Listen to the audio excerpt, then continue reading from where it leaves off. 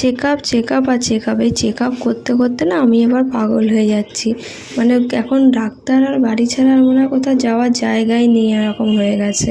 তো hello guys, welcome back to my mini blog. এই একই রুটিন, আবার রেডি সেডি হয়ে বেরিয়ে পড়েছি।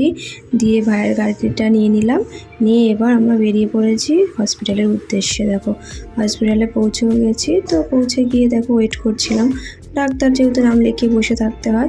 তো তারপর তোমার দাদাভাই গিয়েছিলো আমার বায়োপসি রিপোর্টটা আনতে। তো ওখানেও একটু প্রবলেম হয়েছিল, যাই হোক কিছু করার নেই, সেই করতে তো হবে। ঠিক আজকে না ডাক্তারের কাছে যাওয়াটা পুরো বেকারই হয়ে গেল, কারণ না ডাক্তার আজকে দেখিয়ে ঠিক করে, তো ডাক্তার অন্য ডাক্তার দেখাতে বললো। তো যাই হোক ডাক্তার দেখিয়ে ঠেকিয়ে দেখো বেরিয়ে পড়েছি। তো আসার সময় না কানাগড়ের ওখানে একটু কাশফুল ছিল, তো এখানে আবার কিছুক্ষণ দাঁড়িয়ে আবার একটু কাশফুল তুললাম, তুলে নিয়ে আসলাম। তো আজকের ভিডিওটা এই পর্যন্তই। তো ভালো লাগলে লাইক কমেন্ট শেয়ার করতে ভুলো না কিন্তু। আর অবশ্যই পাশে থেকো, তোমরা পাশে থাকলে আরও বেশি ভিডিও করতে পারবো। Bye bye.